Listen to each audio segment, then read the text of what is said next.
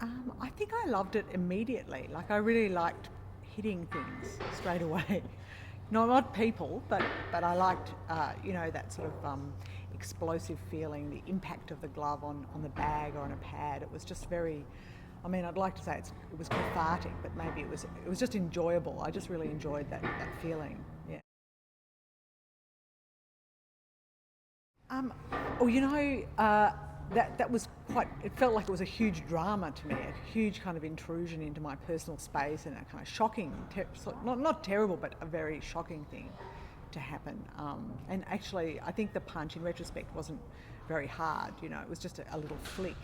But I guess we're so unused to being hit in normal life that it's a very loaded thing to do. It's a very emotionally loaded thing to do.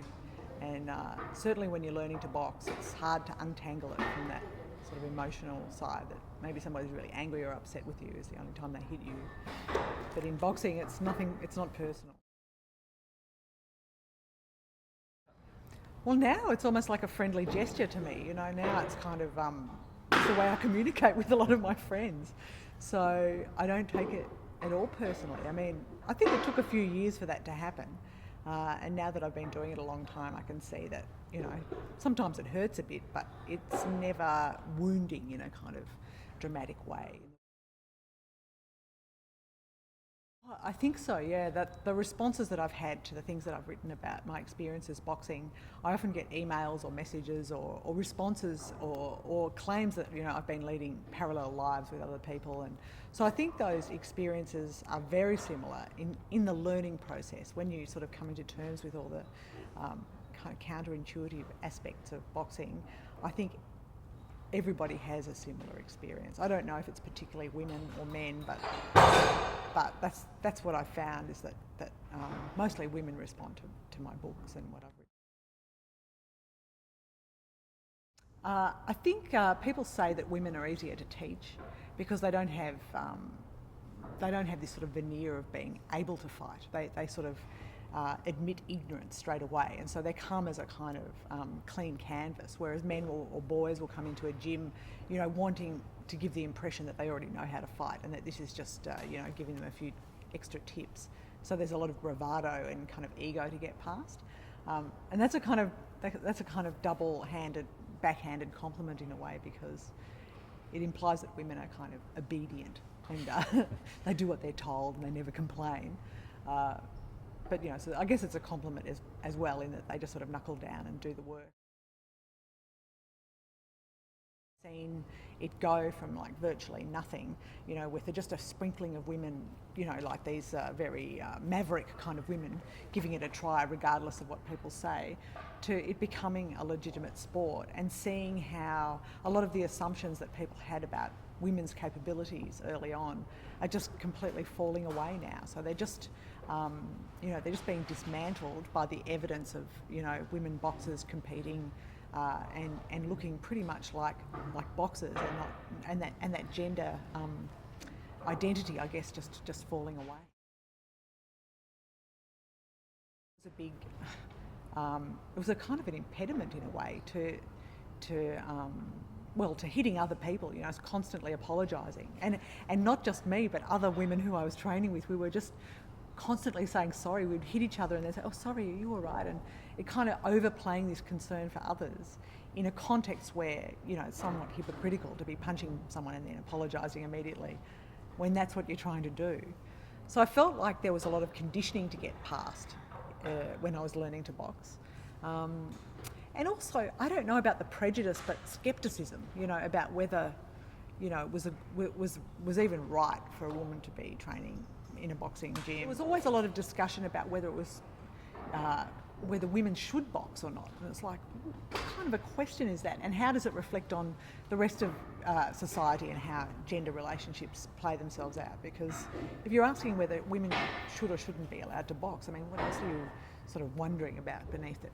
When they see that boxing skills come to the fore when women do it, when it's not sort of so much about watching two guys kind of brutalise each other, because they don't want to see two women brutalise each other, they tend to not look for that. So they tend to look for, their skills. And when their skills are at a high level, then the kind of sexism tends to fall away.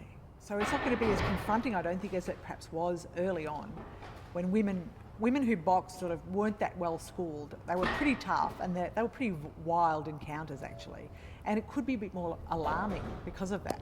But when the skills are so slick and so composed, and the athletes are so good, I think it's going to be less disturbing for people actually.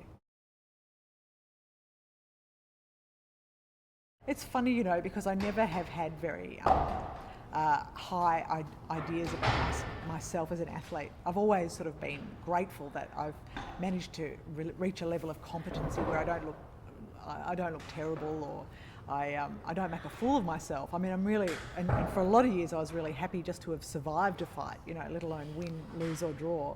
So I've never had this kind of idea that I was inside me as a great athlete that could one day have been in the Olympics. I mean, it certainly would have been. In a way, I'm kind of grateful that it wasn't that competitive when I was starting out, because I don't think I may not have been up to it.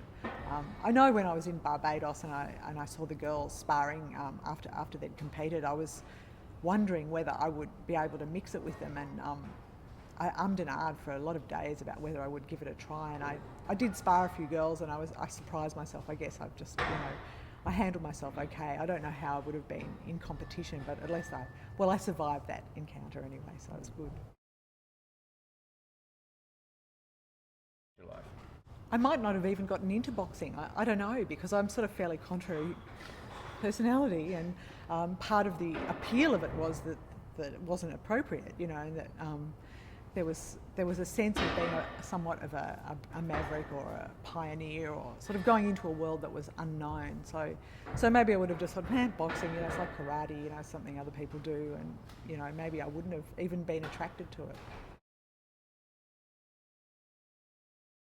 Now, a lot of countries, unlike Australia, a lot of countries in Europe and Asia and even the Middle East are sort of funding programs for women boxers, and they're getting a lot of support. And the ones who started out, who 15, 20 years ago, were I mean, I wasn't particularly ambitious for myself, but others were ambitious for themselves, and they pushed hard, and they pushed against a very resistant world, that didn't want them in the sport, that would do anything to humiliate them, to keep them out, to make it hard for them. And so the fact that it's now come to this stage where governments are funding girls to box, I mean, they owe those early pioneers a lot, I think, and they shouldn't forget, really. They should be reminded that it wasn't always, a guaranteed sport for them. Katie Taylor, I mean, even though she's not Australian, she's Irish, I think she's extraordinary, and she's sort of leading the charge in terms of, showing the world what women can do in a boxing ring. So I'm really looking forward to people seeing those elite girls mixing it up with each other, so there's not just one or two standout athletes, that they're all, extraordinary.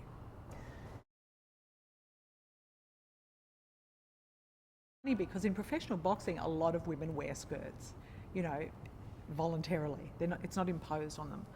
But for some reason in Olympic boxing, it's become a major issue, and it's really sort of it's become a kind of feminist issue, that putting girls in skirts to compete in this sport is demeaning, or making them wear skirts. And I think that's probably true. Enforcing the skirt rule, it probably should be optional. I mean, some girls who box do like to wear skirts, but actually, as Katie Taylor said in an interview somewhere, she doesn't even wear mini skirts when she goes out at night, so she's not going to start wearing one in a boxing ring. So I guess it's imposing it is, I wouldn't agree with that, but it's interesting to see how it's kind of ignited a lot of discussion anyway about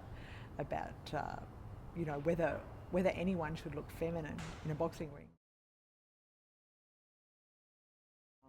The previous generation, I guess the Arthur Tunstall kind of generation, were quite elderly, and probably still hadn't gotten used to the idea that women were working, and not just raising babies. So the next generation are, a little, they've got daughters who might have sort of enlightened them a little bit about equality, and they're not quite so resistant. And then there are people, of my age, I guess men of my age, who don't see any problem with it. And then there's a whole generation of younger men who have never even questioned it. So, yeah, I don't think there's much resistance left in the sport. There probably is in the professional game. The promoters and the broadcasters are still, trying to dig their heels in and not put women on their shows, and they don't think they're commercially viable. But in terms of the amateur game, then in Olympic boxing, I think everyone's conceded that they're in now and they're not going anywhere.